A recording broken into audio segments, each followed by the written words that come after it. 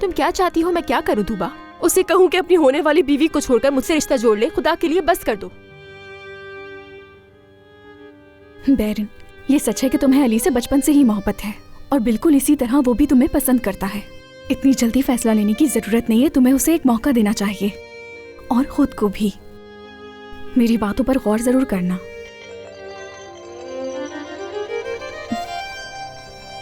ज़ैरिन call कर रही है, मैं इससे बात करके आती हूँ।